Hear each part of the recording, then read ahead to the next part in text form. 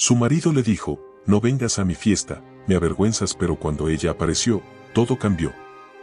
La lluvia caía con fuerza sobre los ventanales del enorme salón de mármol blanco.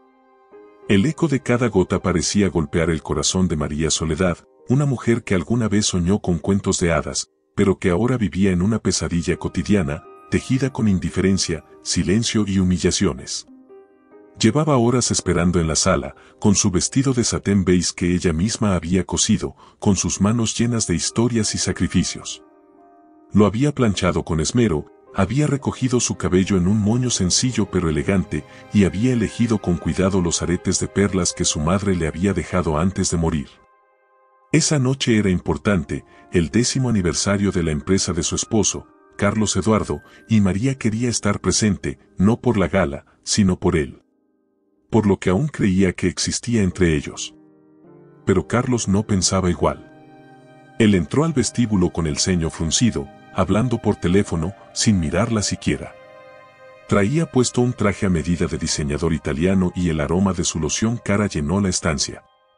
María se levantó con una sonrisa tímida, intentando encontrar en sus ojos algún rastro del hombre que la enamoró. ¿Ya estás lista?, dijo Carlos sin emoción, mientras colgaba. Sí, mi amor. Solo necesito ponerme el abrigo y... Carlos la observó de pies a cabeza. Su rostro se endureció. ¿Ese es el vestido que piensas usar? María se quedó congelada. Su voz se quebró en un susurro. ¿Es el que te gusta, recuerdas? Lo usé el día que... No, María. Escúchame bien, la interrumpió, sin rastro de ternura. ¿No vas a ir? ¿Qué? ¿Cómo que no voy? No vas a ir a la fiesta. Me avergüenzas delante de todos. No tienes porte. No sabes comportarte. No entiendes de negocios ni de imagen. Eres una carga. María sintió un puñal en el alma. Su garganta se cerró y su pecho dolía. ¿Cómo podía decirle eso después de tantos años, de tanto sacrificio? Pero, soy tu esposa, dijo con voz entrecortada. He estado contigo desde que no tenías nada. Vendí mis joyas para que pusieras ese restaurante que luego se convirtió en la primera sucursal. Te apoyé cuando todos te dieron la espalda. ¿Y ahora me dices que te avergüenzo? Carlos desvió la mirada, como si lo que ella dijera no tuviera importancia. Precisamente por eso. Porque tú eres parte de ese pasado que quiero enterrar. No encajas, María. No más. El silencio fue insoportable. Un relámpago iluminó el salón y, por un segundo, pareció que el alma de María se rompía en 1000 pedazos.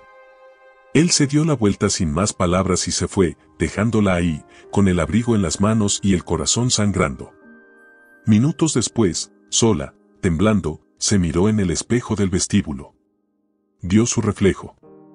Las ojeras, el cabello peinado con tanto cuidado, el vestido cosido con amor y los ojos tristes de una mujer que lo dio todo por amor y recibió desprecio a cambio. Pero entonces, algo en ella cambió.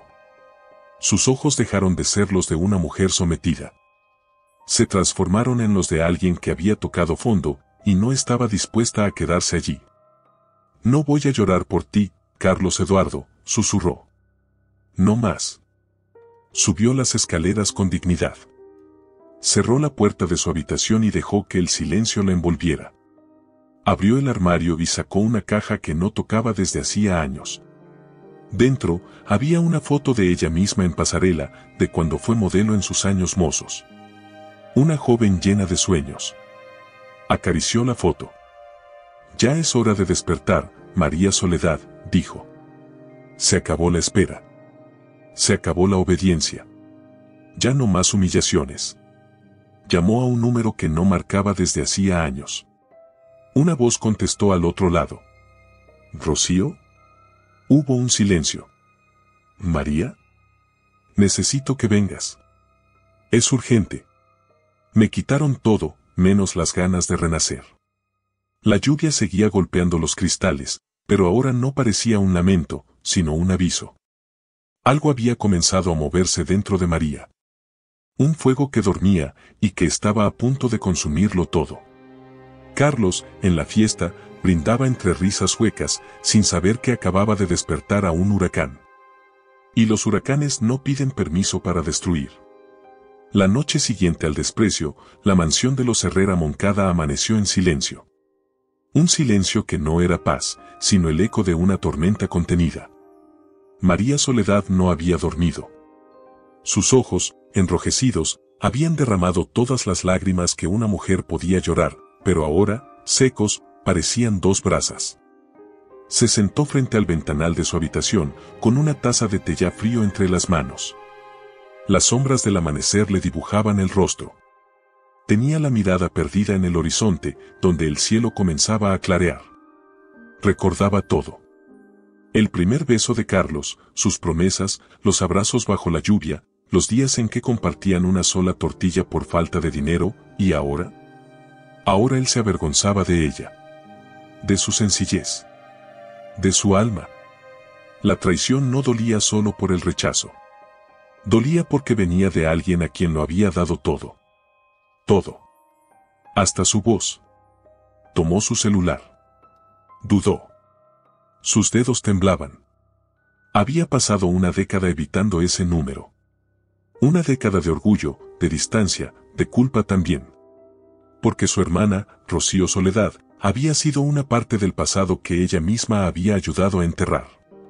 Rocío, la estrella caída, la modelo internacional que había perdido fama, fortuna y dignidad por un escándalo con drogas que, tiempo después, se descubrió que fue un montaje. María no la defendió. No la creyó. Y eso había roto su relación para siempre. Pero ahora solo ella podía ayudarla. Marcó. Un tono. 2. 3. ¿Quién habla? María contuvo la respiración. Soy yo. María. Del otro lado del teléfono, un silencio pesado. No pensé volver a escuchar tu voz, respondió Rocío, con tono seco, dolido. Necesito verte, susurró María.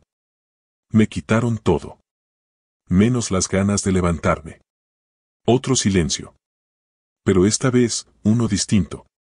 Uno que contenía historia, sangre y algo que solo las hermanas pueden compartir, la memoria del dolor. ¿Dónde estás? Esa misma tarde, en un barrio modesto de la ciudad, un auto negro se detuvo frente a una casa modesta pero limpia. Rocío esperaba en la puerta. Su cabello, corto y teñido de un rojo profundo, enmarcaba un rostro que alguna vez fue portada de revistas y ahora era espejo de lucha. María bajó del coche. Llevaba gafas oscuras y un abrigo que no lograba esconder su vulnerabilidad. Pero al verla, Rocío supo. Supo que su hermana no era la misma. Que algo dentro de ella había muerto. Y otra cosa estaba por nacer. Se abrazaron. Con torpeza al principio. Luego, con lágrimas. Perdóname, dijo María. No estuve cuando más me necesitabas.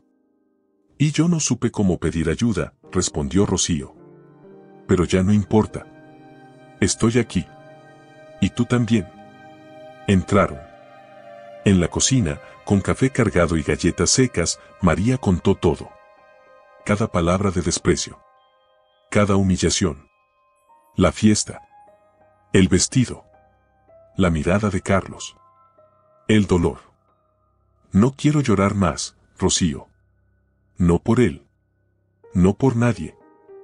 Entonces vamos a hacer que se trague sus palabras. Cada una. Vamos a devolverte lo que te quitó. ¿Y cómo se hace eso? Rocío sonrió. Empezando por verte como eres. Una reina. Solo que te convencieron de que eras una criada. Y así comenzó la transformación. Durante semanas, María se sumergió en un mundo nuevo. Rocío desempolvó sus contactos, sus conocimientos, sus secretos. Le enseñó a caminar con porte. A hablar con seguridad. A mirar de frente sin bajar la mirada. A vestirse para dominar, no para esconderse. También hubo momentos de colapso. Días en los que María se miraba al espejo y no se reconocía. No por la ropa o el maquillaje, sino por el dolor que aún estaba allí. No quiero convertirme en alguien que no soy, dijo una noche. No lo harás, respondió Rocío. Solo estás quitándote la máscara que te pusieron. Pero no todo era luz. Una noche, Rocío se encerró en su cuarto. María escuchó sollozos. Entró sin tocar. Su hermana estaba en el suelo, abrazada a una foto. Era él, susurró Rocío. Él me tendió la trampa. ¿Quién? Carlos. Tu esposo. Fue él quien me hundió. Porque yo sabía demasiado de sus negocios. Me callé para protegerte. Y él me destruyó. María sintió una explosión en el pecho. ¿Y nunca me lo dijiste? ¿Y tú me hubieras creído? No respondió. Pero algo dentro de ella hizo clic. Ya no era solo por ella. Era por Rocío. Por todas las veces que se quedó callada. Por cada mujer humillada. Meses después, María ya no era la misma. Su postura, su voz, su mirada, todo había cambiado. Incluso su risa era distinta. Más firme. Más segura. Rocío le trajo un vestido rojo. Fuego puro. Hecho a medida. Elegante. Sexy. Imponente. Este lo vas a usar en la próxima gala de tu esposo. Él no me invitó. No lo necesita. Tú vas a ir. Y cuando entres, el mundo va a girar solo para mirarte. María tomó el vestido. Lo acarició. Cerró los ojos. Entonces prepárate, hermana. Porque vamos a quemarlo todo. Esa noche, Carlos estaba en una cena con inversionistas. Sonreía. Hablaba de éxito, de expansión, de cifras. A su lado, Vanessa, su amante, le acariciaba el brazo. Entonces, la puerta se abrió. Y el silencio fue absoluto. María apareció. Vestida de rojo. Poderosa. Hermosa. Renacida. La noche había llegado como una cortina de terciopelo negro que cubría la ciudad de luces frías, trajes de gala y sonrisas falsas. La alta sociedad se congregaba en el majestuoso gran salón imperial, un recinto donde el mármol blanco, los candelabros de cristal importado y los arreglos florales opulentos no eran solo decoración, eran símbolos de poder. Riqueza y apariencias cuidadosamente construidas. Carlos Eduardo, impecable en su smoking negro, se paseaba entre empresarios, políticos, artistas y socialites, derramando encanto artificial como si se tratara de perfume francés. En su rostro había una sonrisa segura, pero en su interior latía una mezcla de ansiedad y vanidad. Hoy es mi noche, le murmuró al oído a Vanessa, su joven amante, quien lo acompañaba como si fuera una joya más colgada de su brazo. María no se atrevería a aparecer. Vanessa sonrió con desdén. Sabía que había ganado una batalla, pero ignoraba que la guerra apenas comenzaba. La orquesta interpretaba una pieza clásica. Las copas de champán tintineaban. Los periodistas de espectáculos hacían tomas discretas, buscando capturar la imagen perfecta de un mundo donde las lágrimas no tenían lugar, al menos no a la vista. Y entonces, ocurrió. Las puertas doradas del salón se abrieron. El mundo se detuvo. Los músicos dejaron de tocar. Las conversaciones murieron en las gargantas. Las cámaras giraron. Un murmullo, apenas perceptible, recorrió el salón como un relámpago silencioso. ¿Quién es? La figura en el umbral era etérea. Una visión de otro mundo. María Soledad, vestida en un rojo sangre profundo, caminaba como si flotara, con la espalda erguida y la mirada firme. Su cabello caía en ondas suaves, su piel brillaba bajo la luz de los candelabros, y cada paso suyo retumbaba en el mármol como un tambor de guerra. Rocío la observaba desde lejos, oculta entre los invitados, con los ojos húmedos. «Te dije que lo harías, hermana», susurró. Carlos se quedó paralizado. Por primera vez en mucho tiempo, no supo qué decir. El orgullo se le quebró en el pecho. La rabia se mezcló con algo más oscuro, miedo. Porque esa mujer no era la María que él había desechado. No era la esposa sumisa que solía pedirle permiso para hablar. Era una reina. Una diosa. Y lo miraba, como si no lo reconociera. María avanzó entre los invitados. Cada paso era una declaración. Las miradas se posaban sobre ella, algunas con admiración, otras con envidia. Se escuchaban susurros: es ella, la esposa de Carlos, pero está irreconocible. ¿Por qué no sabíamos que era así de hermosa? María se detuvo en el centro del salón. Los reflectores, como obedeciendo un mandato divino, la iluminaron. Tomó una copa de champán de la bandeja de un mesero y la alzó. «Buenas noches, señores», dijo, su voz clara como campana. «¿Me recuerdan?». Hubo un silencio atónito. Luego, un murmullo de asombro. Carlos intentó acercarse, pero sus piernas temblaban. Vanessa lo sujetó del brazo, irritada. «¿Qué significa esto?». «Cállate», gruñó él. «No ahora». María lo miró. Con una calma letal. «Carlos Eduardo», dijo, con media sonrisa. «Lamento interrumpir tu fiesta. Pero me parecía justo devolver lo que me pertenece, mi dignidad. La dejé olvidada en tu casa, pero ya no la necesito allí. Me la he traído conmigo». La tensión era insoportable. Un periodista no aguantó más y levantó su cámara. «María, ¿es cierto que usted es la esposa del anfitrión?». «Lo fui», respondió. «En cuerpo. Pero no en alma. Porque cuando uno ama, espera respeto. No desprecio». Una mujer aplaudió. Luego otra. Y otra.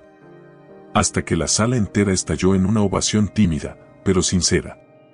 Carlos, furioso, la tomó del brazo. «¿Qué demonios estás haciendo?». María se soltó con elegancia, mostrando que una mujer no es invisible solo porque su marido lo desea. Vanessa, roja de celos, intentó intervenir. «Esto es un escándalo. Una escena patética». María la miró con compasión. «¿Sabes qué es patético, Vanessa? Pensar que reemplazar a una esposa significa tener el amor de un hombre, cuando en realidad solo tiene sus obras». Hubo un jadeo colectivo. Vanessa alzó la mano, pero antes de que pudiera hacer algo, Rocío apareció detrás de ella, elegante, impasible. «Te atreves a tocarla, y te juro que esta noche tú serás la nota principal en los noticieros. Y no por tu vestido». Vanessa bajó la mano, temblando. María se giró y caminó hacia la salida, con la cabeza en alto. No huyendo. No escapando. Sino dejando atrás todo lo que ya no le pertenecía. Carlos la siguió, trastabillando. «María, espera. Tenemos que hablar». Ella se detuvo. Lo miró con los ojos llenos de lágrimas contenidas, pero sin dolor. «Ya hablamos demasiado, Carlos. Ahora, se acabó el diálogo. Se acabó el matrimonio. Se acabó tu poder sobre mí». Y se fue. Afuera, la brisa de la noche le acarició el rostro. Su corazón latía con fuerza. Rocío la alcanzó. Le tomó la mano. «¿Estás bien?». «No», dijo María, con voz baja. «Estoy viva». Y por primera vez en años, sonrió. El primer paso estaba dado. Pero la guerra apenas comenzaba. La brisa de la madrugada rozaba los ventanales de la habitación de María Soledad, ahora vacía de pertenencias emocionales. Ya no había flores en los floreros, ni fotos enmarcadas en los burós, ni rastros del perfume de un amor que ya no existía. Solo quedaba ella. Y el eco de una frase que aún retumbaba en sus entrañas como una maldición repetida: «Me avergüenzas». Esa herida, lejos de cerrarse, se había vuelto cicatriz reciente. Pero ahora no sangraba por tristeza, sino por un fuego nuevo, el deseo implacable de justicia. No una justicia cualquiera, sino esa que se sirve helada, con elegancia, con la cabeza en alto y los labios pintados de rojo.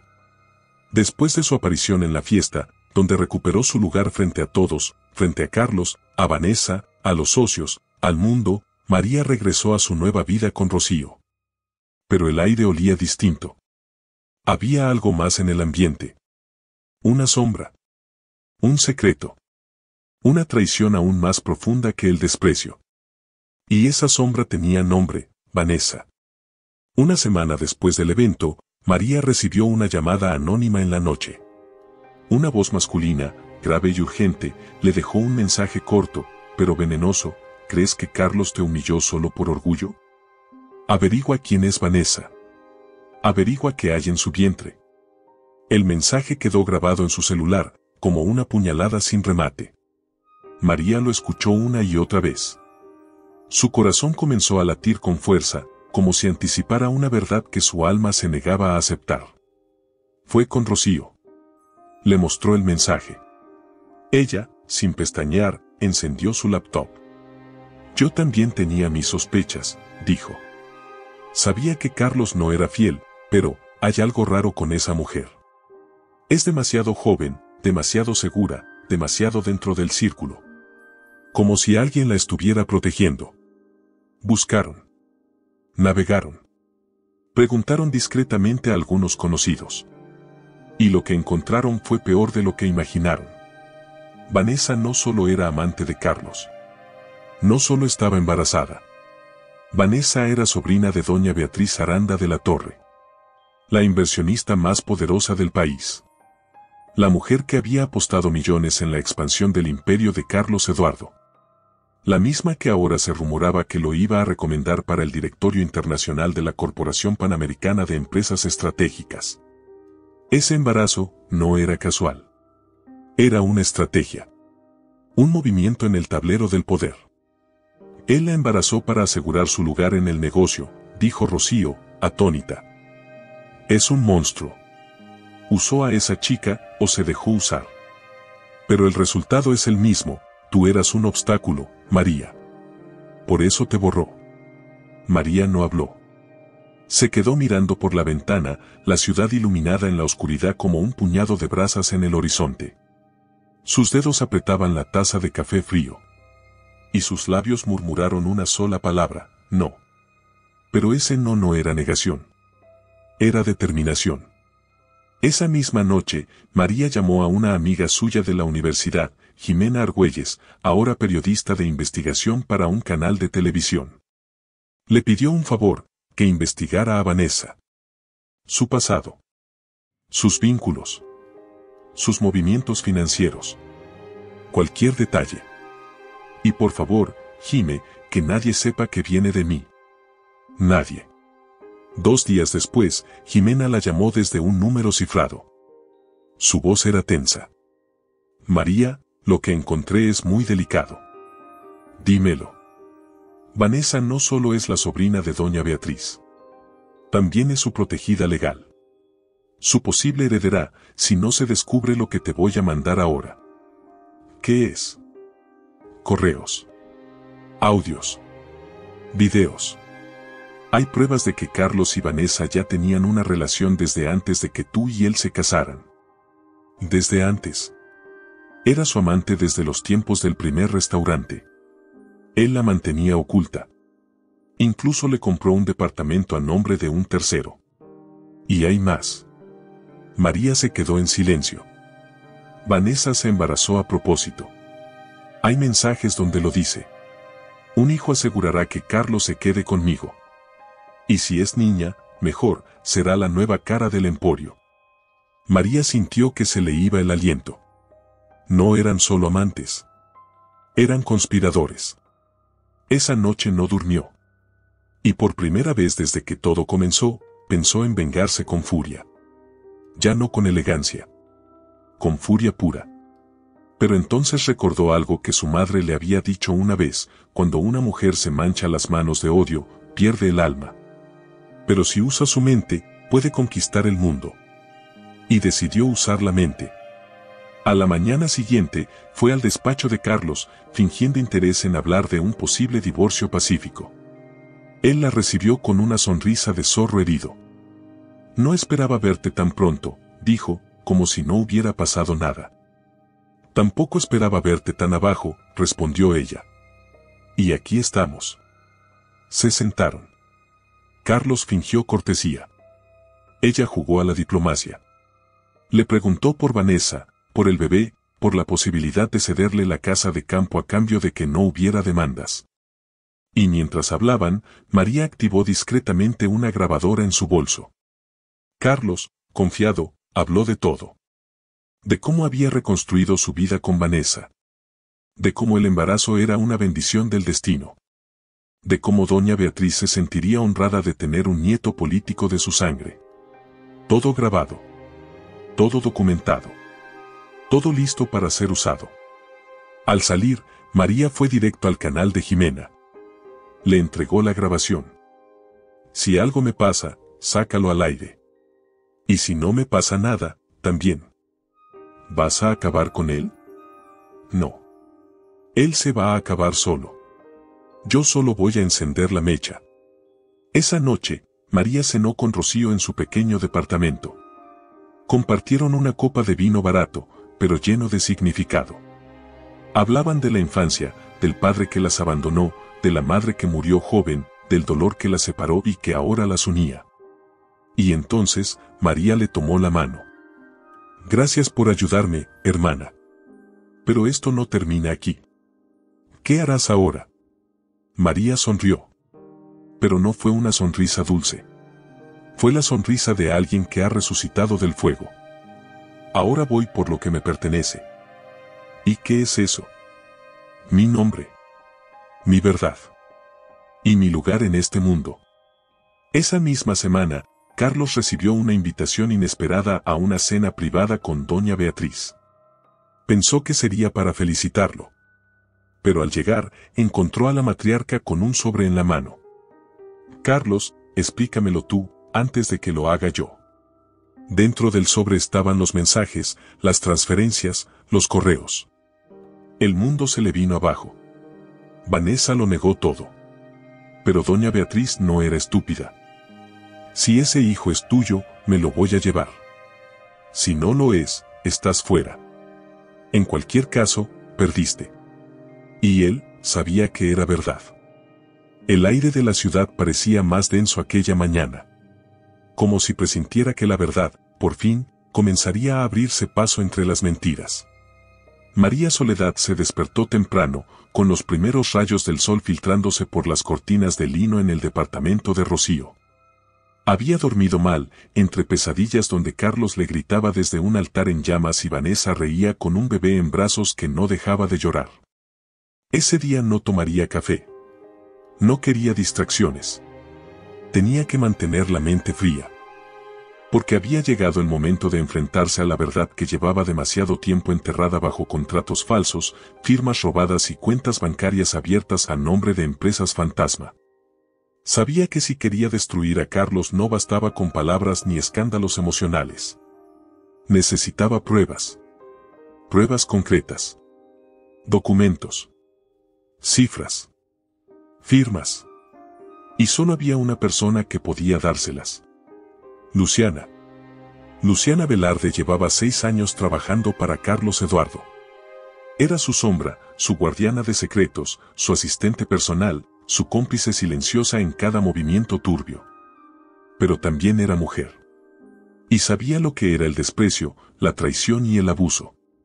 Carlos había jugado con su confianza, con su tiempo, con su talento y con su dignidad. No eres más que una secretaria, le había dicho una vez. Las decisiones las tomo yo.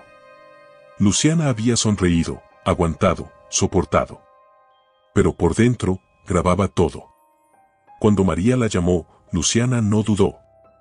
Acordaron verse en un restaurante discreto, uno al que Carlos nunca iría, demasiado popular para su ego. María llegó puntual. Luciana también. Vestía un traje sencillo, sin maquillaje, sin adornos.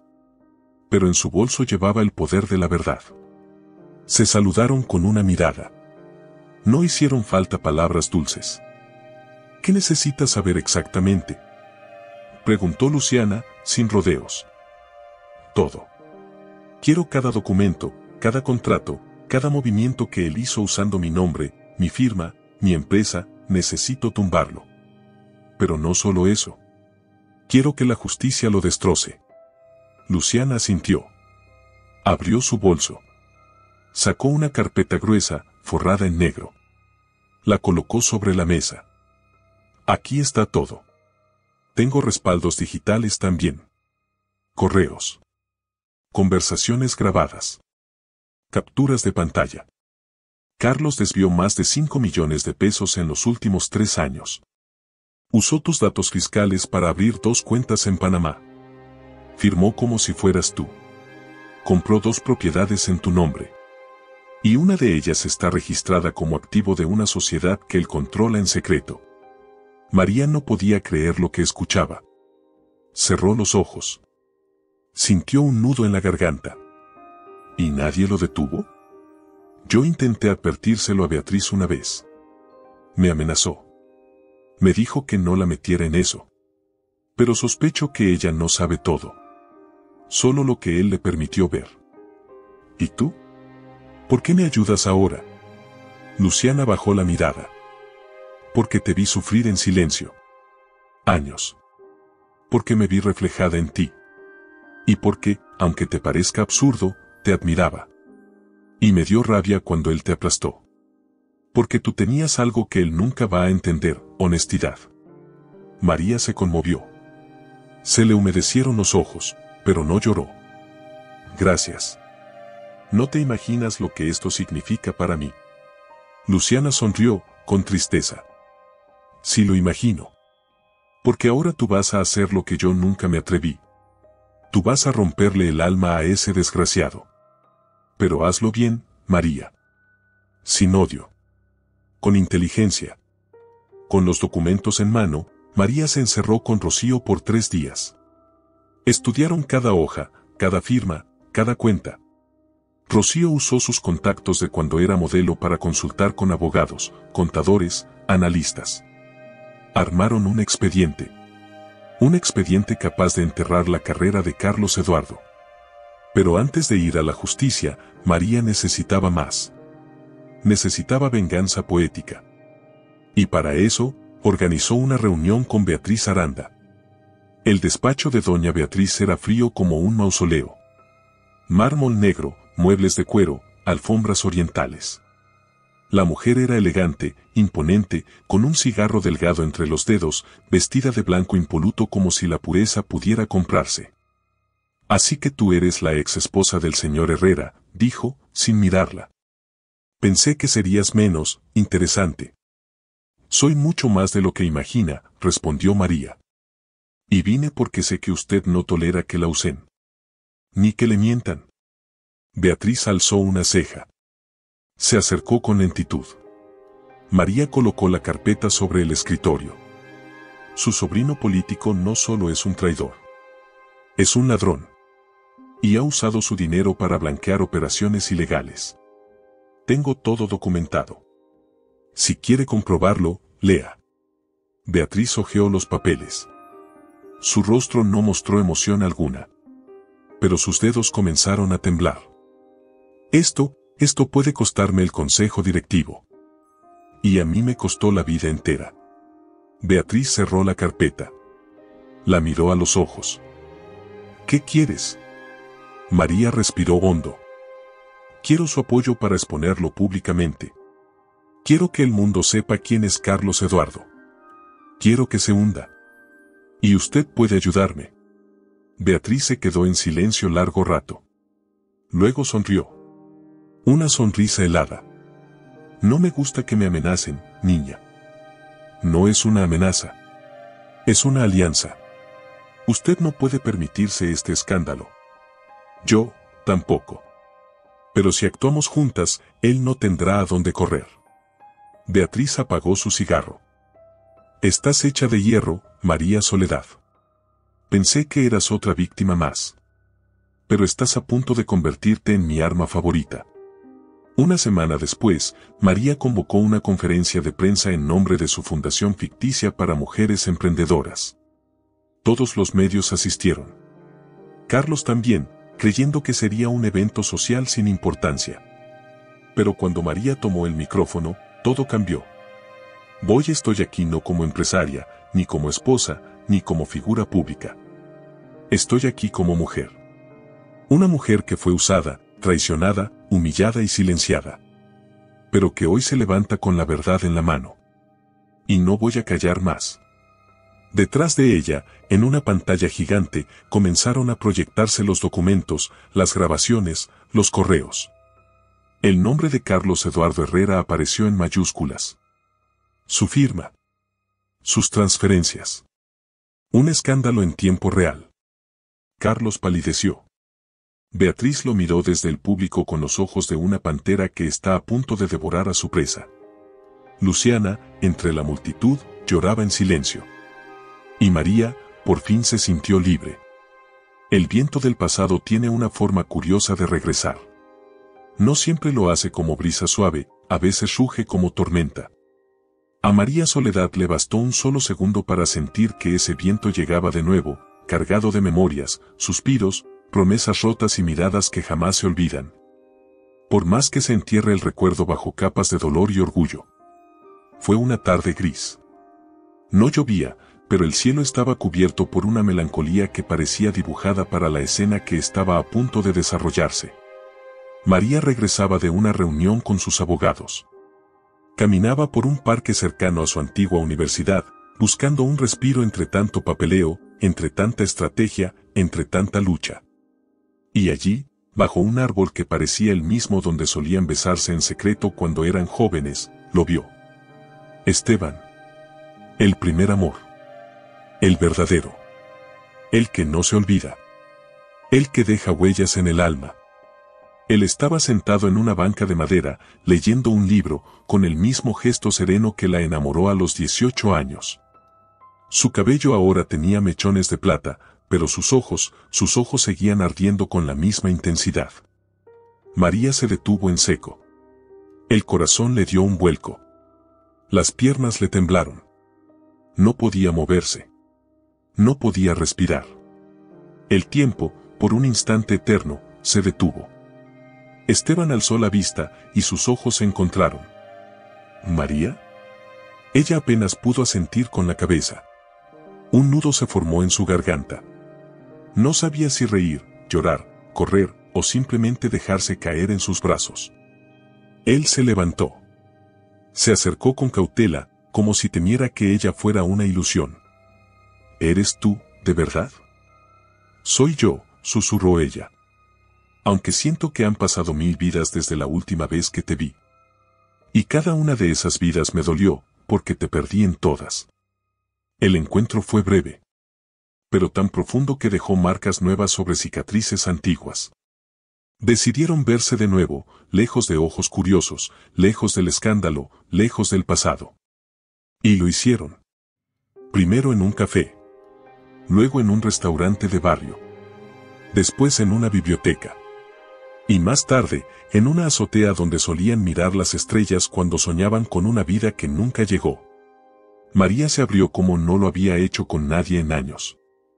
Le contó todo. El matrimonio con Carlos. La traición. La transformación. La venganza. La mentira.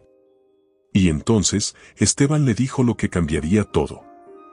Carlos me pagó para que me alejara de ti. María sintió un puñal atravesarle el pecho. Se quedó sin aire. Las lágrimas brotaron sin permiso. Todo su cuerpo temblaba. ¿Qué dijiste? Fui un cobarde, admitió él. Me ofreció dinero. Me dijo que si me alejaba, tú estarías mejor. Que él te daría lo que yo jamás podría. Que eras demasiado para mí. Y yo, acepté. Pero no por el dinero. Acepté porque tenía miedo de que fuera cierto. Miedo de no ser suficiente para ti. María se levantó. Caminó unos pasos. Se sostuvo de la barandilla de la azotea. El viento le despeinaba el cabello. El alma le ardía. ¿Y nunca pensaste en buscarme? Lo hice. Muchas veces.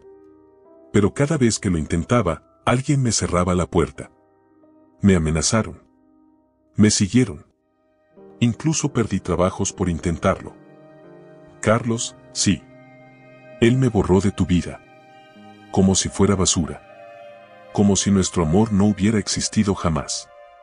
María se giró. Lo miró a los ojos. Pero existió. Sí.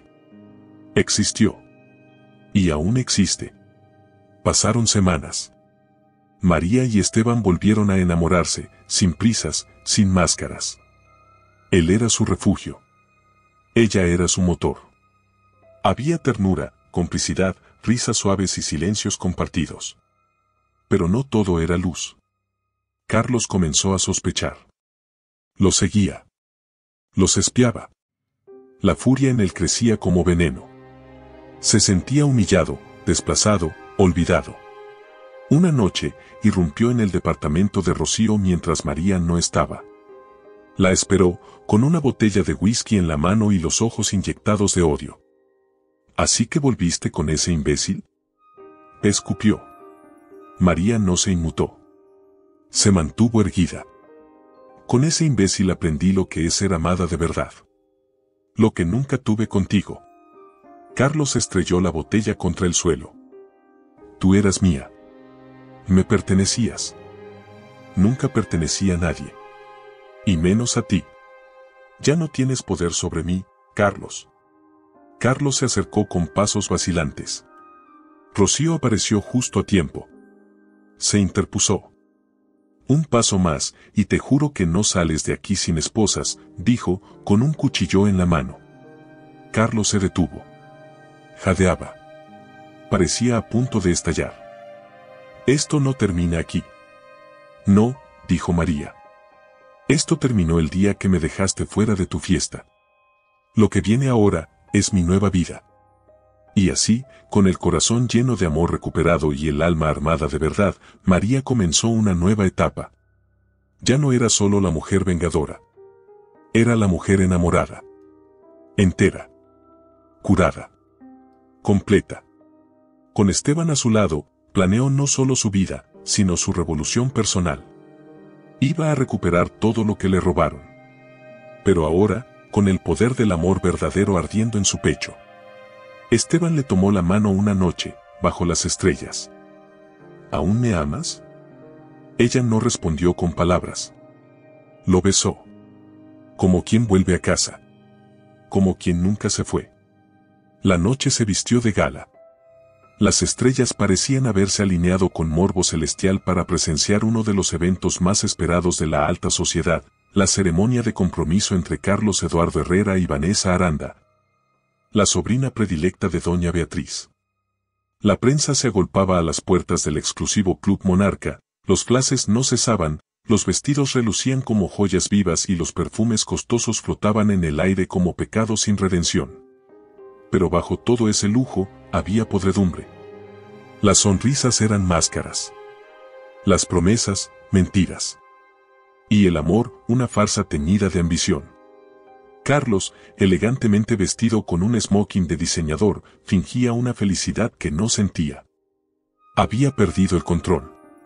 María, con su nuevo rostro público, había conseguido desmantelar su fachada financiera. Y aunque aún mantenía apoyo de algunos aliados, sabía que todo pendía de un hilo. Vanessa era su carta final. Un hijo con el apellido correcto y una boda mediática podrían salvarlo, al menos por ahora. Vanessa, por su parte, estaba agotada. El embarazo avanzaba, pero su rostro mostraba señales de tensión. La sombra de María la perseguía. Sabía que no era rival. Sabía que nunca podría ocupar su lugar. Y eso la carcomía por dentro. Aún así, el espectáculo debía continuar. Hoy es nuestra noche, le dijo Carlos en voz baja. Que el mundo vea que ganamos. Vanessa asintió. Pero su mirada no brillaba. La gala estaba en su punto más alto. Doña Beatriz, como matriarca suprema, tomó la palabra. El salón guardó silencio. Las copas se detuvieron en el aire.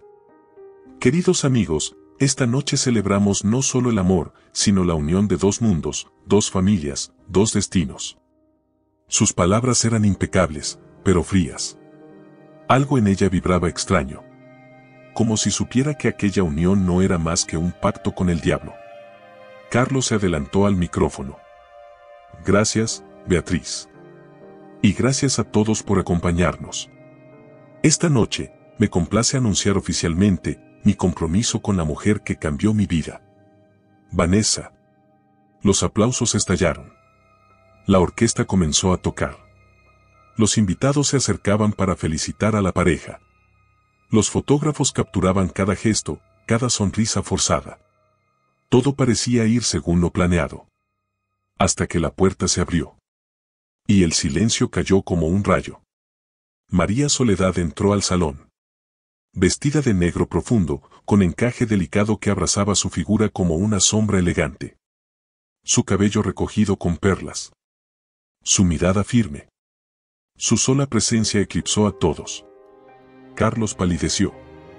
Vanessa apretó la copa entre los dedos. Doña Beatriz, desde su mesa, sonrió apenas. María caminó lentamente. Cada paso retumbaba en el mármol. Los invitados murmuraban, es ella. La ex esposa, la que lo dejó en ridículo. María se detuvo frente al escenario. No pidió permiso.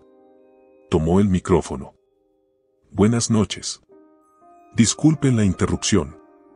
Prometo que seré breve. Solo vengo a desearle a los novios lo que se merecen. Carlos se adelantó, desesperado. María, por favor, no aquí. ¿Por qué no?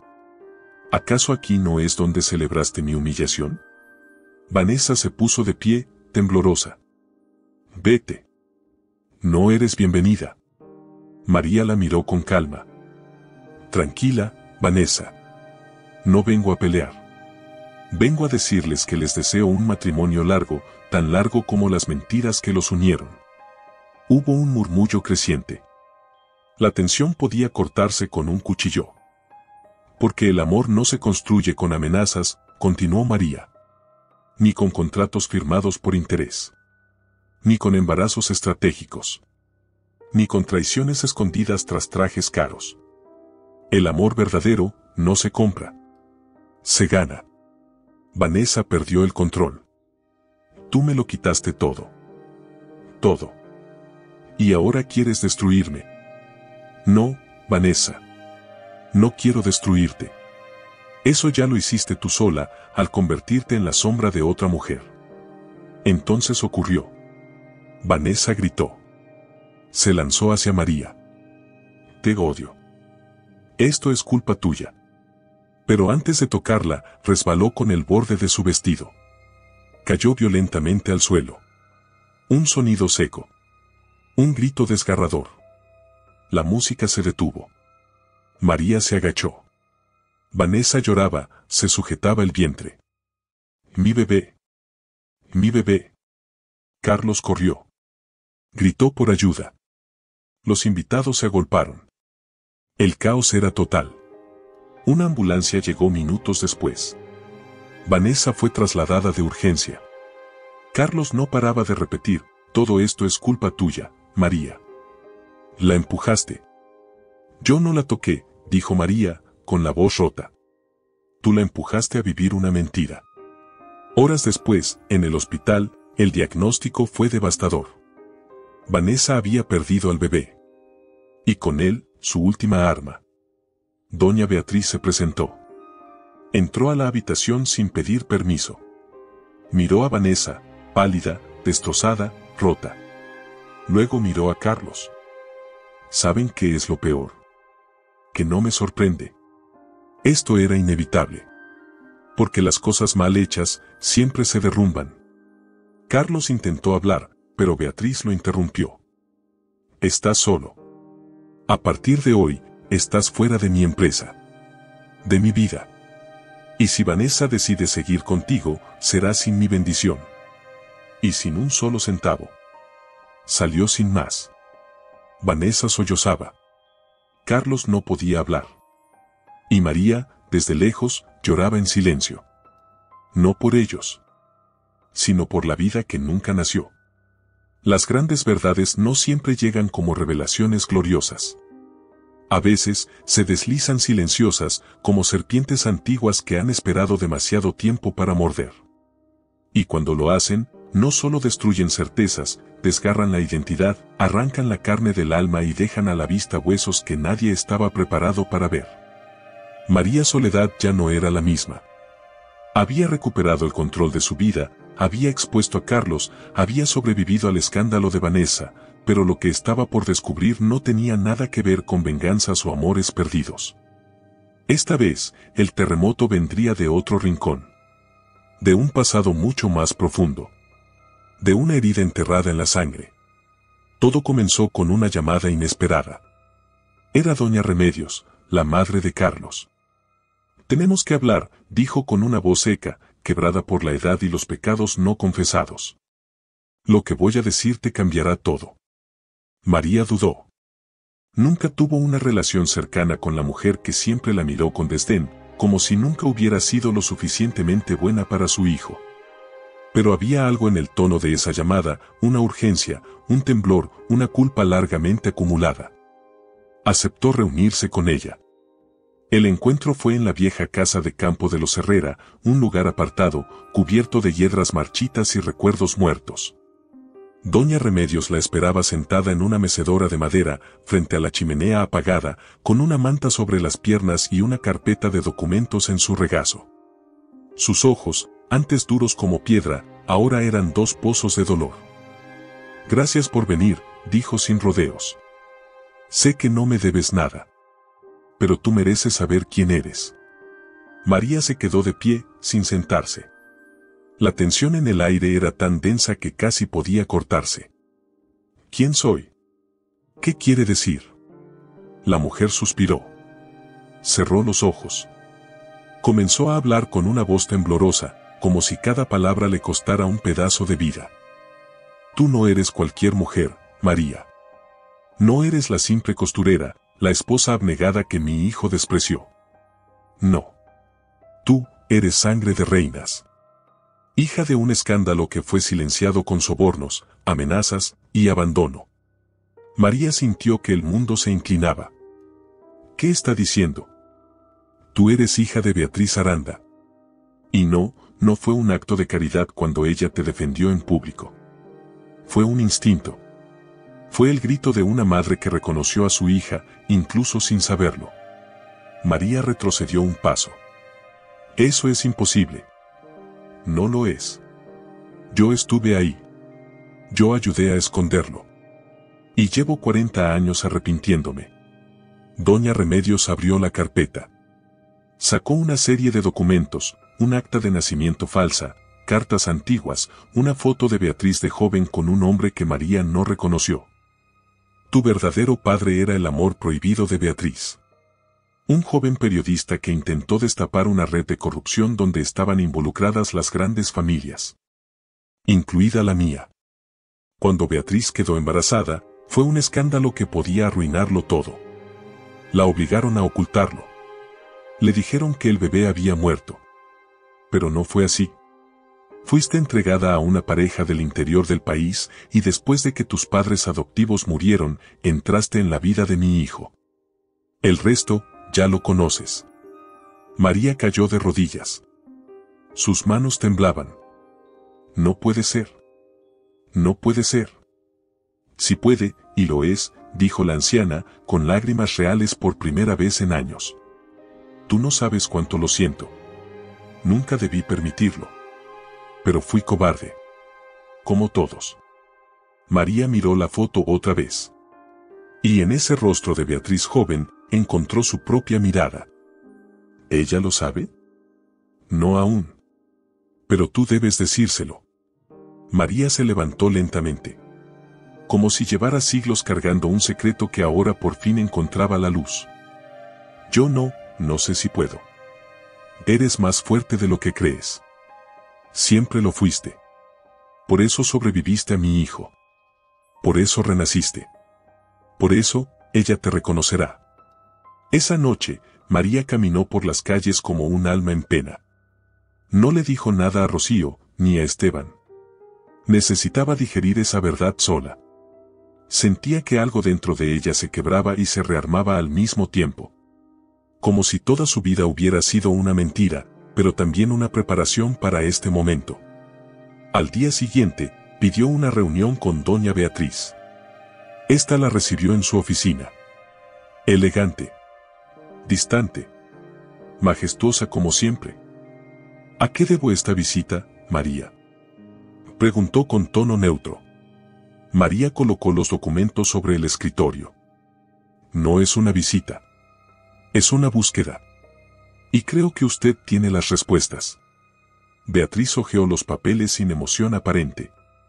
Pero en cuanto vio la foto, el color abandonó su rostro. Sus manos comenzaron a temblar. Esto es, soy tu hija. El silencio fue absoluto. Beatriz se levantó. Caminó hasta la ventana. Miró la ciudad como si buscara aire, como si esperara que el viento le confirmara lo que su corazón ya sabía. Siempre sentí algo, susurró. Desde que te vi. Había algo en tu forma de mirar. En tu fuerza. En tu rabia. Era mía. Pero nunca imaginé. María se acercó. Me ocultaron. Me entregaron. Me crié lejos. Y luego, la vida me trajo de regreso. Directo al corazón del infierno que me vio nacer. Beatriz se giró. Tenía los ojos llenos de lágrimas. Perdóname. No supe protegerte. No supe buscarte. Yo tampoco supe quién era hasta ahora. Pero estoy aquí. Y no pienso irme. Beatriz la abrazó. Y en ese abrazo se derrumbó el pasado. Y nació un nuevo futuro. Los días que siguieron a la revelación del secreto fueron una tormenta emocional para María Soledad. Su mundo, que ya había sido sacudido por traiciones, humillaciones y renacimientos dolorosos, volvía a girar sobre su propio eje. Pero esta vez no era una simple venganza, ni un acto de justicia, era su identidad misma la que ardía en el fuego de la verdad. Ser la hija de doña Beatriz Aranda no era solo una revelación de sangre, era un terremoto social, legal, familiar y profundamente espiritual. Aquel apellido, que durante tantos años se pronunció en los salones más distinguidos como sinónimo de poder, ahora estaba unido al suyo, María Soledad Aranda. Y con ello, no solo heredaba una fortuna, heredaba también enemigos, fantasmas, deberes y cicatrices ajenas. Fue doña Beatriz quien tomó la iniciativa. Quiero que te hagas la prueba, dijo una mañana, en su residencia, sirviendo el té con manos que temblaban levemente. No por mí. Por ti. Porque mereces estar segura. María, aún impactada por todo, aceptó. Se realizó el análisis de ADN. Las muestras se enviaron al extranjero, a los laboratorios más prestigiosos, para que no hubiera duda, para que ningún enemigo pudiera alegar falsificación, para que ningún abogado se atreviera a ponerlo en tela de juicio. Durante los días de espera, María se sumergió en sus pensamientos más oscuros. Soñaba con voces que no reconocía. Recordaba imágenes de una infancia que nunca vivió. Se preguntaba qué habría sido de su vida si Beatriz la hubiese criado. ¿Habría amado a Carlos? ¿Habría sido la misma mujer que ahora enfrentaba al mundo con la cabeza en alto? Tal vez nunca sabré quién habría sido, le confesó a Esteban mientras lo ayudaba a caminar. Pero sé perfectamente quién soy ahora. El día llegó. Beatriz la citó en su despacho. Estaba acompañada por su abogado de confianza, el temido y respetado doctor Armendáriz, un hombre sin alma pero con una lealtad inquebrantable. Abre el sobre tú misma, le dijo Beatriz. María rompió el sello con manos temblorosas. Leyó. Sus ojos se llenaron de lágrimas. No por la sorpresa, sino por la confirmación. Compatibilidad genética del 99.98%, leyó en voz alta. Hija biológica de Beatriz Aranda de la Torre. El silencio se hizo eterno. Hasta que Beatriz se acercó, la abrazó y le susurró, bienvenida a casa, hija mía. La noticia corrió como pólvora. Los medios explotaron. Escándalo en la élite, María Soledad, la exesposa de Carlos Herrera, resulta ser hija ilegítima de Beatriz Aranda. Herencia, escándalo y poder, la verdadera razón por la que María volvió del silencio. La humillada ahora hereda, ¿qué hará Carlos Herrera ahora que su exesposa es su jefa? Carlos, en su lujoso apartamento, rompió una botella contra la pared. Veía la televisión con los ojos llenos de furia. Vanessa no estaba. Su imperio financiero se desmoronaba. Sus contactos le daban la espalda. Y ahora, la mujer a la que despreció, la que humilló, la que quiso destruir, se sentaba en el trono que él había soñado. «No puede ser», gritó, golpeando el escritorio. «Ese lugar era mío». Su madre, doña Remedios, le hablaba desde el pasillo, con tono apaciguador. «Carlos, tú sabías. Y aún así la destrozaste. La hubiera destruido 1000 veces si eso significara que ella no me quitara lo que es mío». «Nunca fue tuyo», respondió la madre con los ojos llenos de tristeza. «Ni ella. Ni la empresa. Ni siquiera tu dignidad». Carlos lloró. Pero no de arrepentimiento. Lloró por orgullo herido. Por ego fracturado. Por un trono que nunca le perteneció. María se presentó a la Junta General de Accionistas de la empresa Aranda Corporativo vestida con un traje blanco impecable, con el cabello suelto, con la mirada altiva de una mujer que sabe que el destino, al fin, se doblegó ante su paso. Todos los socios la observaron. Algunos la recibieron con respeto. Otros, con miedo. Y no faltaron los que aún murmuraban detrás de sus copas, ¿una bastarda manejando el emporio? ¿Una mujer con pasado de sirvienta? ¿Y qué sigue? ¿Una lavandera presidenta? Pero ella no se inmutó. Tomó la palabra. «Soy María Soledad Aranda. Y sé que mi historia no es la que ustedes esperaban. Pero es real. Y estoy aquí porque me lo he ganado. No por apellido. No por sangre. Sino por cada lágrima, por cada noche sin dormir, por cada puñalada que sobreviví sin perderme a mí misma». Un silencio solemne llenó la sala. Y luego, como un aplauso que brota de las entrañas, uno de los socios se puso de pie. «Bienvenida, señorita Aranda». Los demás lo siguieron. Carlos, en la puerta, observaba desde lejos. No estaba invitado. Pero no pudo resistirse. La vio triunfar. Y se quebró por dentro. Esa noche, María se encerró en su nuevo despacho. Se quedó sola. Miró por la ventana la ciudad que ahora le pertenecía, al menos en parte. Lloró. Porque triunfar también duele. Porque conquistar lo perdido implica dejar atrás una versión de ti misma que ya no volverá. Esteban llegó a verla. Entró en silencio. La abrazó. «Lo lograste», susurró. «Sí, pero no imaginé que dolería tanto». «¿Quieres renunciar?» «Jamás. Pero necesito aprender a respirar en este nuevo mundo. Porque el poder también asfixia». «No estás sola». María lo miró a los ojos. Y supo que, por primera vez en su vida, alguien no la amaba por lo que tenía, sino por lo que era. El cielo estaba gris, cubierto por nubes tan densas como los secretos que aún pesaban sobre los pasillos del corporativo Aranda. El viento parecía arrastrar ecos de conversaciones silenciadas, documentos quemados y nombres que nunca debieron ser escritos en papeles oficiales. Era como si el universo mismo respirara hondo antes del estallido final. María Soledad Aranda caminaba firme, vestida con un traje negro ajustado, elegante, sobrio, poderoso. A cada paso que daba, la gente se apartaba. Algunos por respeto. Otros por miedo. Y no faltaban aquellos que simplemente no podían sostenerle la mirada. Ahora, era oficialmente la heredera del Imperio Aranda. Dueña del 60% de las acciones. Legítima. Legal. Innegable. La hija rescatada del olvido. La mujer que no solo sobrevivió a la traición, sino que regresó para sentenciarla con nombre y apellido. Carlos Eduardo Herrera, su exmarido, estaba citado a comparecer frente a la Junta de Inversionistas. La auditoría que María había exigido reveló una red de fraudes que abarcaba 8 años de operaciones.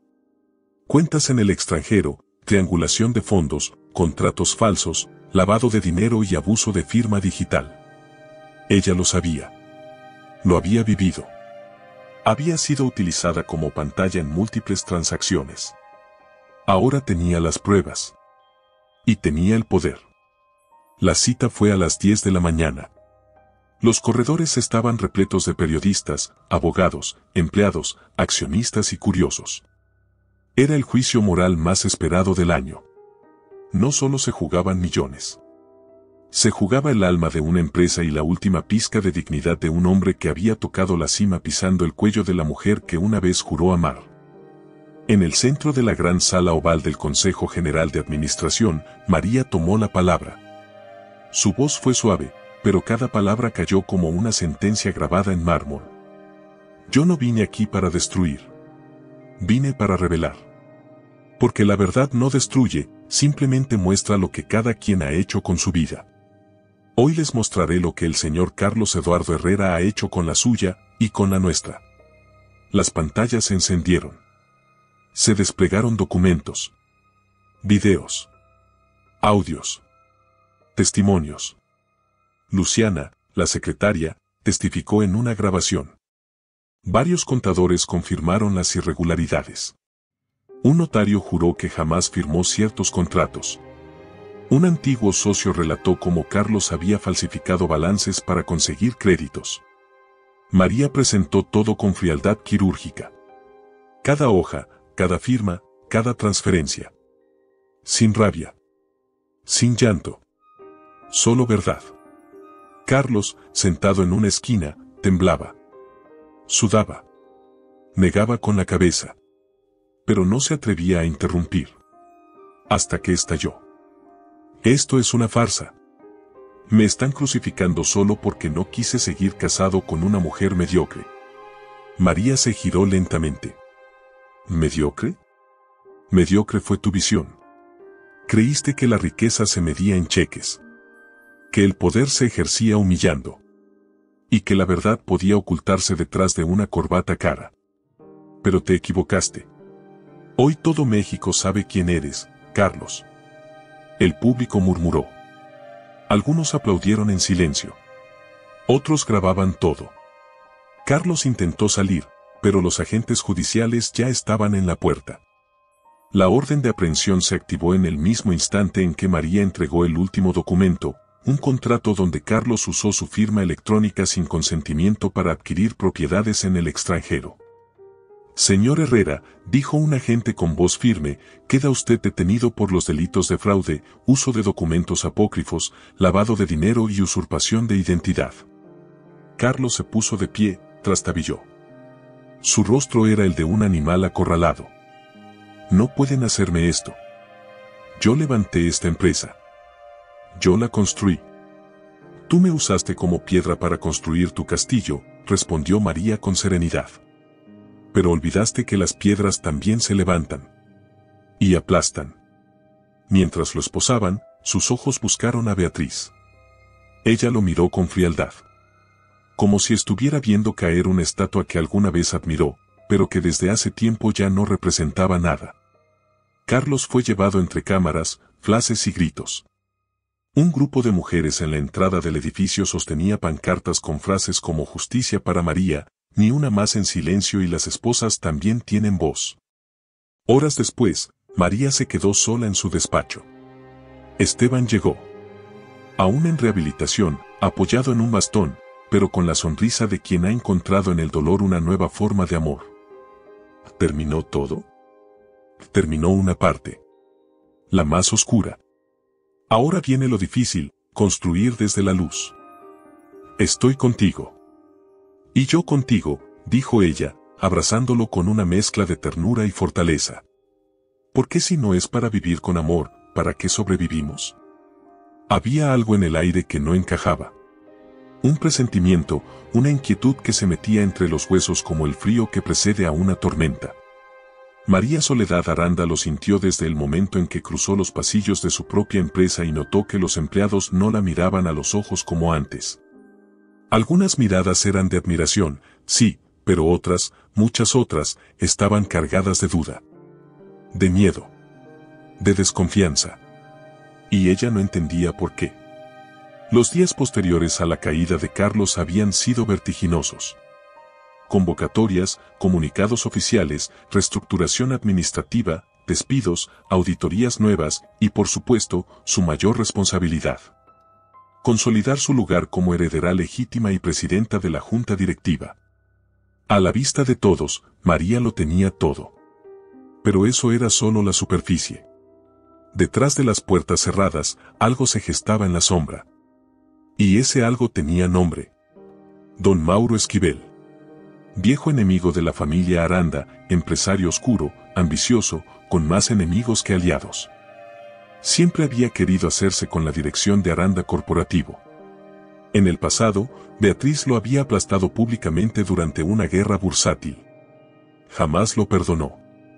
Esperó. Planeó. Y ahora, su oportunidad llegaba envuelta en venganza.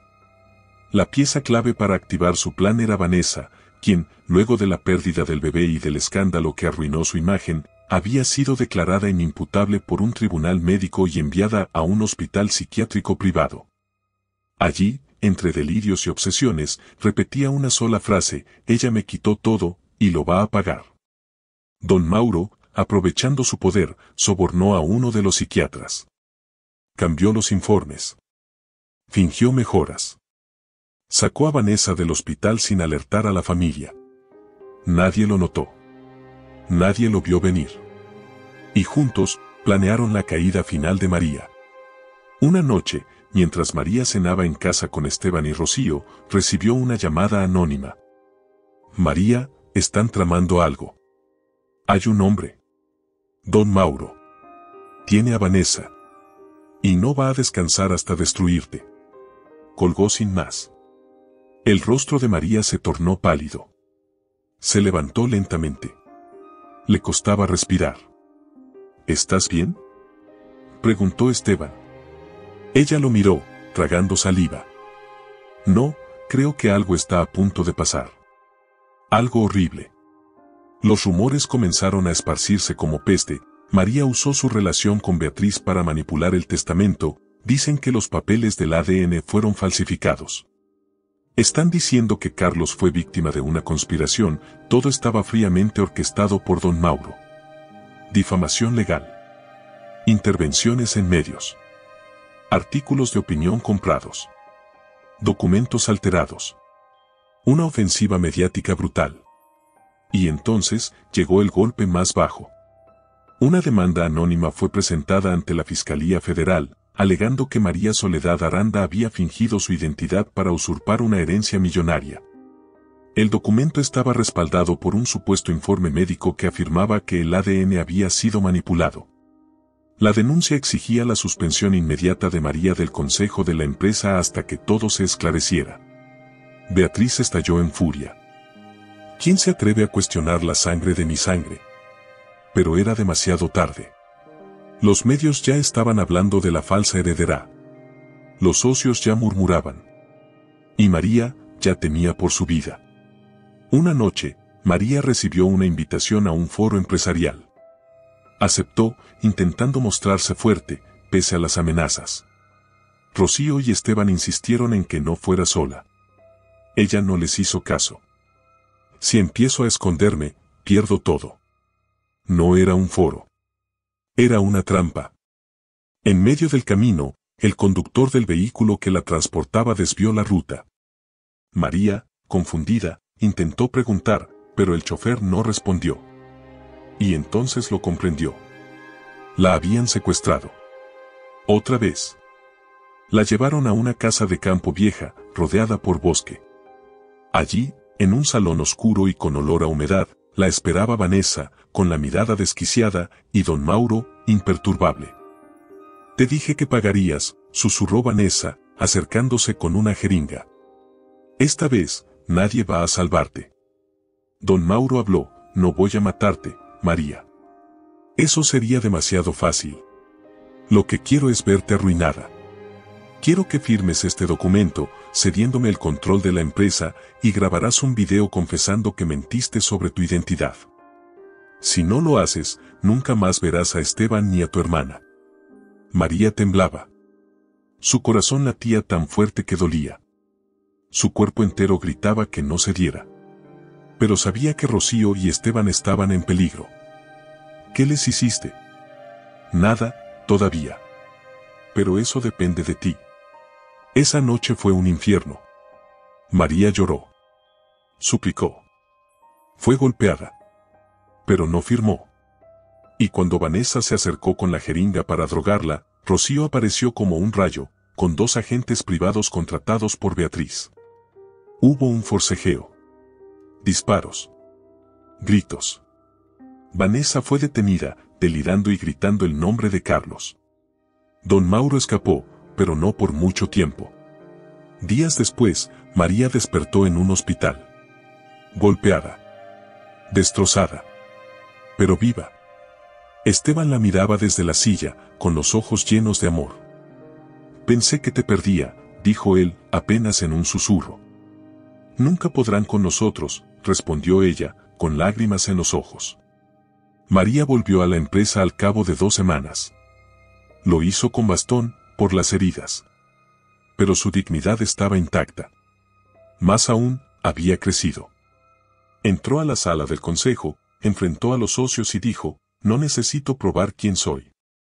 Lo soy. Pero si aún hay dudas, aquí está una segunda prueba genética, realizada en otro país. Y aquí están las pruebas de la corrupción de Don Mauro. Ya no se trata de si me creen, se trata de si van a seguir traicionando la verdad. Uno por uno, los socios se pusieron de pie. Aplaudieron. El viento soplaba con violencia aquella noche. No era un viento cualquiera. Era uno de esos que parece venir desde los rincones del infierno, cargado de advertencias, susurros lejanos y presentimientos que helaban la sangre. María Soledad Aranda no podía dormir. Algo dentro de ella no le permitía cerrar los ojos. En su pecho, el corazón latía como si golpeara una puerta que nadie quería abrir. Esteban dormía a su lado, cansado por las terapias de rehabilitación. Rocío había pasado la tarde organizando una gala de beneficencia para la nueva fundación. Todo parecía tranquilo, pero no lo era. María se levantó. Miró por la ventana. Las luces de la ciudad brillaban como si no pasara nada. Pero en la sombra, alguien se acercaba. A las 3:14 de la mañana, el teléfono fijo sonó. María contestó, con voz temblorosa. Hola.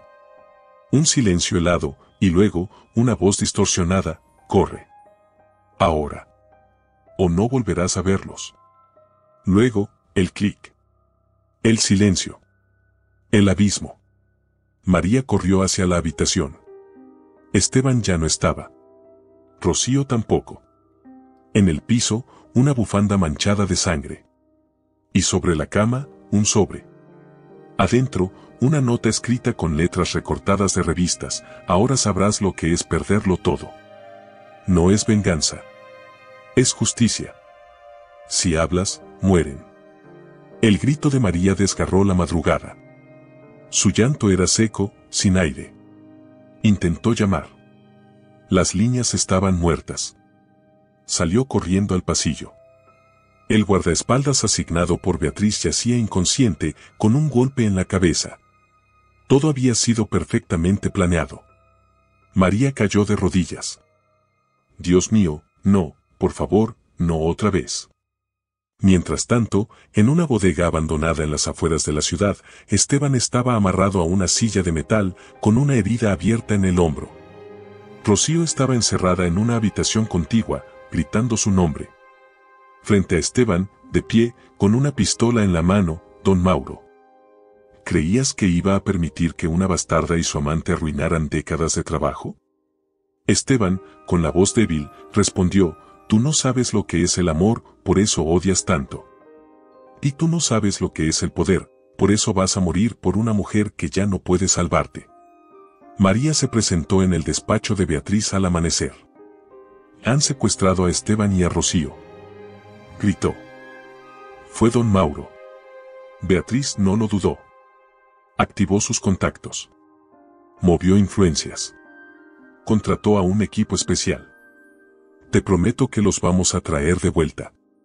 Pero María, tienes que ser fuerte. Porque esto no va a ser fácil. Pasaron 48 horas. El infierno se abrió. Don Mauro envió un video, Rocío llorando, encadenada, rogando por su vida. Esteban sangrando. En el fondo, se oía a don Mauro exigir lo impensable: quiero la renuncia pública de María Soledad Aranda. Quiero que firme la cesión total de la empresa. Y quiero que se largue del país para siempre. Si no lo hace, ella morirá. María lo vio todo. Y cayó. Cayó como nunca. Su cuerpo temblaba. Vomitó. Se desmayó. Rocío era su sangre. Esteban, su amor. Y ahora, el destino la obligaba a elegir. Pero no se rindió. Llamó a Luciana. Llamó a Jimena. Llamó a Beatriz. Convocó un pequeño ejército. No voy a negociar con un monstruo, dijo con los ojos llenos de lágrimas. Pero tampoco voy a quedarme cruzada de brazos. La localización fue un milagro. A través de un rastreo satelital del correo electrónico que envió el video, Jimena y un hacker descubrieron la ubicación de la bodega. Estaba en el municipio de San Jerónimo, al borde del monte, donde la policía tardaría más de 1 hora en llegar. Beatriz quiso impedirlo. Es muy peligroso. No vayas tú. Manda a los agentes. No, respondió María. Es mi familia. Es mi vida. Voy yo. La noche del rescate fue un ritual de fuego. María llegó con un chaleco antibalas, acompañada de 2 guardaespaldas. Pero antes de entrar, los obligó a quedarse fuera. Quiero que él me vea. Que sepa que no le tengo miedo. Entró sola. La bodega olía a óxido, sangre y gasolina. Don Mauro apareció, armado. ¿Vienes a entregar tu imperio, María? No. Vengo por mi familia. Entonces, prepárate para verlos morir. Apuntó a Esteban. Y entonces, ocurrió lo impensable. Esteban, con un último esfuerzo, se levantó, se lanzó sobre Mauro, forcejearon, un disparo sonó. Gritos. Sangre. Caos. Los guardaespaldas entraron. Don Mauro fue reducido. María corrió a Esteban. No, no, no, mi amor. Por favor, aguanta. Él sangraba del abdomen. María, si muero, al menos fue por ti. Cállate. No vas a morir. No ahora, no así. Horas después, en el hospital, el silencio era sepulcral. María, sentada en una banca, con la blusa manchada de sangre, tenía la mirada perdida. Rocío dormía sedada. Esteban estaba en cirugía. Beatriz llegó. Le acarició el cabello. Eres más fuerte que todas las mujeres que he conocido. ¿Y de qué sirve ser fuerte si pierdo lo único que amo? Al amanecer, el cirujano salió. Sobrevivió. Pero, no podrá caminar por ahora. María cayó al suelo. No por tristeza, sino por alivio. Gracias, gracias, Dios mío. Semanas después, María cuidaba a Esteban en casa. Le leía poemas, le daba de comer, lo ayudaba con los ejercicios. Pero un día, él le dijo, no quiero ser una carga para ti. Y ella respondió, llorando, eres mi esperanza. Tú me salvaste. Ahora déjame a mí salvarte a ti. El hospital tenía un aroma extraño, una mezcla de desinfectante, café viejo, flores mustias y esperanza. Allí, en la habitación 217, la luz del atardecer entraba tímida por la ventana, acariciando el rostro de Esteban como si el sol mismo se atreviera, por fin, a tocarlo con ternura. Estaba despierto. Respiraba. Vivía. Y María no podía dejar de llorar. Pero no eran lágrimas de miedo. Eran de amor. De alivio. De ese tipo de emoción que solo conocen quienes han visto la muerte de cerca y aún así han elegido quedarse. Esteban no podía moverse. Los médicos le explicaron que el disparo había afectado temporalmente su movilidad. Quizá volvería a caminar. Quizá no. Nadie podía asegurarlo. Pero él no lloró. Solo preguntó por ella. ¿Dónde está María? Y cuando la vio entrar con los ojos rojos y una sonrisa que intentaba mantenerse en pie, supo que todo valía la pena. Ella se acercó, le tomó la mano, se la llevó al pecho. Aquí estás. Aquí siempre estuviste. Los días siguientes fueron una coreografía de ternura. María lo alimentaba con paciencia. Le leía en voz baja. Le narraba cuentos. Le pasaba películas antiguas que los dos amaban. Le contaba todo lo que había pasado en la empresa, pero sobre todo, le contaba lo que sentía. Pensé que te perdía, y me di cuenta de que no quiero vivir en un mundo donde tú no estés. Esteban lloraba en silencio. Te esperé 20 años, y ahora me esperas tú a mí. ¿Qué clase de amor es este? El verdadero. El que no exige nada, solo presencia. Rocío, recuperada y más fuerte que nunca, los cuidaba a ambos. Con humor, con sarcasmo, con esa energía de hermana mayor que siempre había tenido aunque la vida la hubiera golpeado. Se ocupaba de la fundación, ayudaba a María en la empresa y vigilaba que Esteban no se escapara en silla de ruedas cuando nadie lo veía. Tú no te vas a morir, le decía riendo, pero si intentas caminar antes de tiempo, te mato yo. Y todos reían. Reían por primera vez en semanas. Una tarde, María empujaba la silla de Esteban por un jardín del hospital. Las flores estaban en plena floración, el cielo despejado y los pájaros cantaban con descaro. ¿Sabes qué me asusta?, dijo él de pronto. ¿Qué? Que un día te canses de cuidarme. Que el amor se transforme en lástima.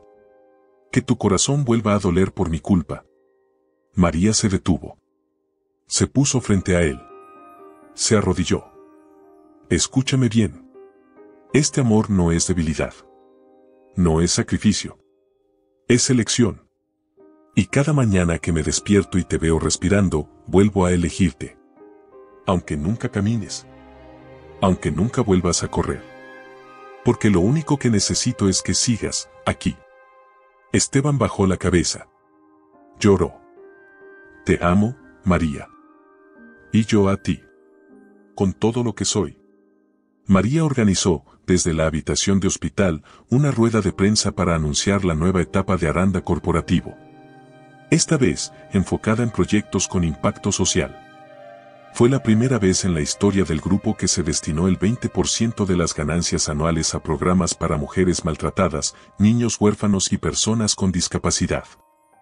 Lo que no se comparte, se pudre, dijo frente a los micrófonos. Y esta empresa se salvó cuando yo dejé de protegerla solo para mí.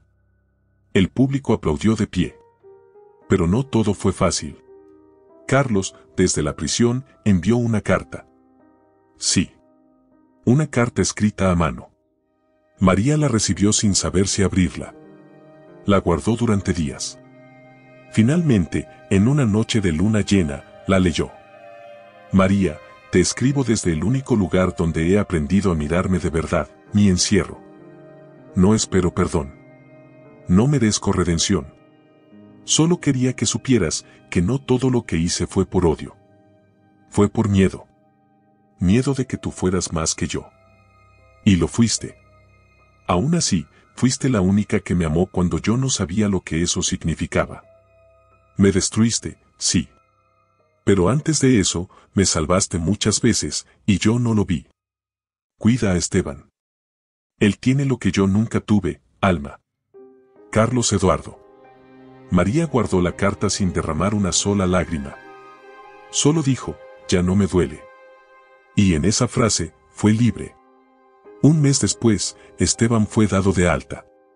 Seguía en silla de ruedas, pero su cuerpo ya respondía. La rehabilitación sería larga. Dura. Pero posible. Y cuando María lo llevó de la mano hasta la playa, la misma playa donde soñaron de jóvenes, él supo que todo era real. Se sentaron frente al mar. El atardecer ardía sobre el agua como fuego líquido. El viento les acariciaba el rostro. No necesitaban hablar.